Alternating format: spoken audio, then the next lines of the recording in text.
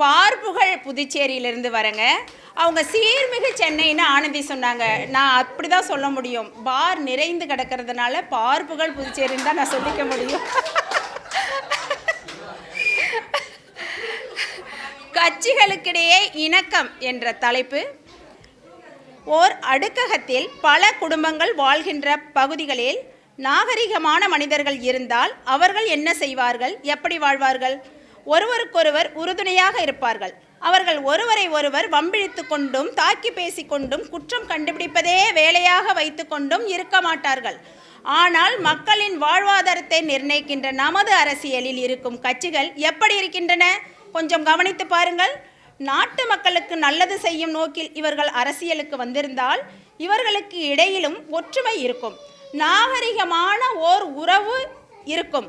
கட்சி வேறுபாடுகளை மறந்து மக்கள் நன்மைக்காக நல்லனவற்றுக்காக ஒன்று சேர்ந்து பணியாற்ற வேண்டும் என்ற பொறுப்புணர்வு இருக்கும். ஆனால் அப்படியா இருக்கின்றன?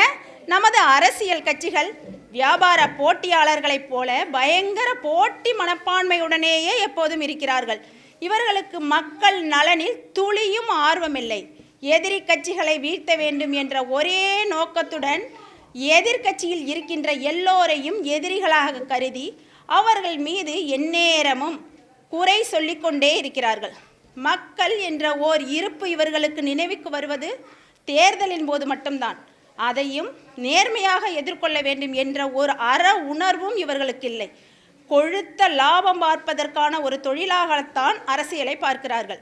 கட்சிகளுக்கு இடையேயான காழ்ப்புணர்வுகளை டிசைனாக வெளிப்படுத்தி கைத்தட்டல் பெறுவதையே ஒவ்வொரு கட்சியின் தொண்டர்கள் முதல் தலைவர்கள் வரை எல்லோருக்கும் எந்நேரமும் வேலையாக இருக்கிறது. இன்றைய அரசியல் என்பதே இதுவாகத்தான் இருக்கிறது. இதில் எந்த கட்சியும் விதிவிலக்கல்ல. இதைத்தான் நாம் வெறுப்பரசியல் என்கிறோம், அநாகரிக அரசியல் என்கிறோம். நல்லதை எவர் செய்தாலும் நல்லதென்று சொல்கின்ற நாகரிகம் வேண்டும். தவறு செய்வது தம் கட்சியினர் என்றாலும் தட்டி கேட்கும் நியாய உணர்வு வேண்டும். நமது பெண் அரசியலை ஒரு நாகரிகமான தளம் என்பதாக மாற்றி அமைக்கும். யார் விரும்புகிறார்களோ இல்லையோ, பெண் அமைப்பு நாகரிக அரசியலை தமது குறிக்கோளாக கொண்டு நிச்சயமாக அரசியலில் ஒரு மாற்றத்தை உருவாக்கும். அரசியலில் நல்லன நடப்பதற்கான தொடக்கமாகவே அமையும். இதனுடைய கருத்தாக்கம் நம்ம நாட்டில் இப்போ என்னன்னா நிறைந்து காணப்படுறது அடுக்குமாடி குடியிருப்பு. சகஜமாக எல்லா இடத்துலையும் பரவலாக காணப்படுது. இந்த அடுக்குமாடி குடியிருப்பில் இருக்கக்கூடியவங்க எப்படி இருக்காங்கன்னா, ஒவ்வொருத்தருக்கும் ஒரு பொறுப்புகளை சுமந்து வாழ்கிறாங்க. ஒருத்தருக்கு ஒருத்தர் உறுதுணையாக இருக்கிறது, யாருடைய பிரச்சனைக்கும் யாரும் போகிறது கிடையாது, ஒருத்தர் குறை சொல்லிக்கிறது கிடையாது, இருக்கிறது இல்லாதவங்களுக்கு கொடுத்து உதவி பண்ணிக்கிறது, இந்த மாதிரி நிறைய பொறுப்புகளை சுமந்து அந்த அடுக்குமாடி குடியிருப்பில் வாழ்கிறாங்க. அவங்க எந்த நேரமும் குத்தங்குறை கண்டுபிடிச்சிக்கிட்டு இருக்கிறது, பேசிக்கிட்டு இருக்கிறது, அனாவசிய பேச்சுகளே அங்கே கிடையாதுங்க. இப்படி பல பொறுப்புகளை சுமந்து ஒரு நாகரிகமான மனிதர்கள் அங்கே வாழ்கிறாங்க இணைந்து. அப்படி வாழக்கூடியவங்க என்ன பண்ணுறாங்கன்னா, ஒரு யூனிட்டாக சேர்ந்து வாழக்கூடிய அடுக்குமாடி குடியிருப்பிலே இப்படி இருக்குன்னா மக்களுடைய வாழ்வாதாரத்தையே நிர்ணயிக்கிறது யார்? அரசியல். ஒரு கடமையாகவே வச்சுக்கிட்டு இருக்காங்க. அந்த அரசியலில் இருக்கக்கூடிய அழகாக காணப்படக்கூடியது கட்சிகள். அப்போ அவங்க எவ்வளவு பொறுப்புகளோடு நடந்துக்கணும், எவ்வளவு பொறுப்புணர்வோடையும் கடமை உணர்வோடையும் இருக்கணும். அப்படியா இருக்குது இன்றைய கட்சிகள்? இந்த கட்சிகள் ஒவ்வொருத்தரும் வந்திருக்கிறதே மக்களுக்கான நன்மைக்காகவும் நலன் செய்யறதுக்காகவும் எந்த திட்டத்துக்காகவும் வர்றதில்லைங்க. அவங்க ஒருத்தருக்கு ஒருத்தர் குறை சொல்லிக்கணும், குத்தம் கண்டுபிடிச்சிக்கணும், எதிர்கட்சினாலே எதிரி கட்சியாக நினச்சி தாக்கி பேசிக்கணும். அவங்களுக்குள்ள கொள்கையை ஃபஸ்ட்டு வெளிப்படுத்தணும். ஒரு புதிய கட்சி வந்துச்சுன்னா எனக்கான கொள்கை இது, எனக்கான திட்டங்கள் இது, நான் வந்தால் மக்களுக்கு இதை செய்வேன் அப்படின்னு தான் சொல்லணுமா ஒழிஞ்சி எந்த கட்சியுமே சொல்கிறதில்ல சார்.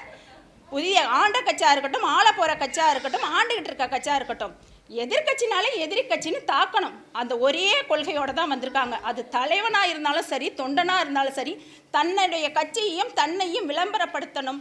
பத்திரிகை முதல் மீடியா வரை பேசப்படணும். தேவையற்ற விவாத மேடைகள் போட்டு பேசிக்கிட்டு இருக்காங்க. என்ன மக்களுக்கான நலன்? மக்கள்னு ஒன்று இருக்கிறதே அவங்களுக்கு எப்போ ஞாபகத்துக்கு வருதுன்னா தேர்தல் நேரத்தில்.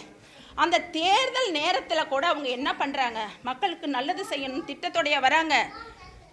5 ஸ்டார் ஹோட்டலில் போய் ரூம் போடுறாங்க, திட்டங்கள் போடுறாங்க. மதுபான கடை எத்தனை ஓப்பன் பண்ணுறோம், மதுபான ஆலை எவ்வளோ ஓப்பன் பண்ணுறோன்னு சொல்லிட்டு திட்டங்கள் போட்டுட்டு இங்கே கள்ளச்சாராயத்தில் செத்தவனுக்கு நிதி கொடுக்க வராங்க. இது நல்ல அரசியலா? கடற்கரையை வித்துட்டாங்க அந்நியனுக்கு, கடலில் சுட்டு தள்ளுற மீனவனுக்கு நிவாரணம் கொடுக்கணும்னு வராங்க. அப்போ கடலை வித்தது அவங்க தான், இங்கே நலத்திட்டம் பேச வராங்க. இது நல்ல அரசியலாங்க? அவங்க கொழுத்து லாபம் பார்க்க தான் வந்தது இந்த அரசியலுக்குள்ளே. அவங்க மக்களுக்கான நலன் செய்ய வரவே இல்லை. அவங்களையும் அவங்களை சார்ந்தவர்களும் அவங்களுள்ள இல்லை சுற்றத்தார்களும் ஒரு வியாபாரம் பண்ணணும், அதில் பணம் சம்பாதிக்கணும். அதுக்காக தான் இந்த அரசியலுக்குள்ளே முழுக்க முழுக்க அவங்க வர்றதே.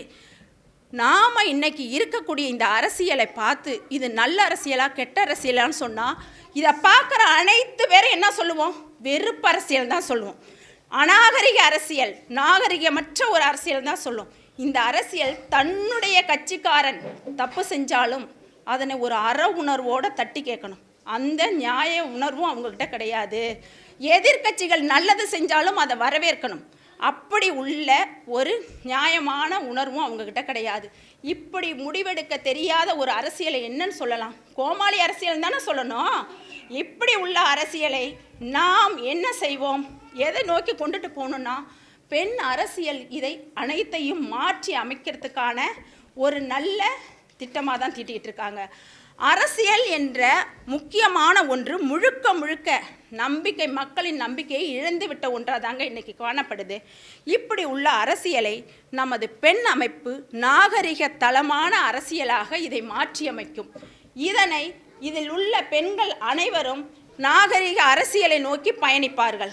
யார் விரும்புகிறாங்களோ இல்லையங்க, பெண் அமைப்பு இதை தாங்க விரும்புது. நிச்சயமாக இந்த அரசியலில் ஒரு மாற்றத்தை கொண்டுட்டு வராமல் நிறுத்த போகிறது கிடையாது. அரசியல் நல்லெண்ண நடப்பதற்கான தொடக்கமாக நமது பெண் அமைப்பு இதை முன்னெடுக்கும். இதுவரை பெண் அமைப்பு நடத்தினதாக இருக்கட்டும், பெண் அரசியல் பண்ணதாக இருக்கட்டும், போர்கள் நடந்ததாக இருக்கட்டும், பெண்களுடைய வரலாறு அனைத்தையும் மறைத்து வெறும் என்ன பேசப்பட்டுக்கிட்டு இருக்கு? ஹிஸ்ட்ரின்னு பேசுகிறாங்க. ஏங்க, இந்த ஹிஸ்ட்ரியில் ஒரு பொண்ணு கூட ஒரு வேலையும் செஞ்சது இல்லையா? ஜெயிக்கிறதுக்கு உதவி பண்ணது இல்லையா? எங்கேயாவது ஒருத்தவங்க ஹர்ன்ற அவளுடைய பெயரை சேர்க்குறாங்களா? நமது பெண் அரசியல் நிச்சயம் ஹர் ஸ்டோரி படைக்கும். இந்த பெண் அரசியல்ன்ற ஒன்றை இதுவரை எந்த பெண்மையும் எந்த ஆணும் கையில் தொட்டதில்லை. ஆசிரியர் அவர்கள் இந்த புத்தகத்தின் வாயிலாக பெண் அரசியலையும் பெண் அமைப்பினர் கொண்டு போகும் நோக்கத்தையும் மிக தெளிவாக எழுதியிருக்காங்க. இதை படிக்காதவங்களும் படித்தவர்களும் அனைவரும் ஏற்றுக்கொள்ளக்கூடிய அரசியல். எதிர்கட்சியாக இருந்தால் கூட இந்த பெண் அரசியல் புத்தகத்தை படித்தாங்கன்னா ஒரு நல்ல தெளிவான பாதையில் போவாங்க. அனைவருக்கும் இதை நம்ம பரிசளிப்போம். நன்றி வாய்ப்புக்கு.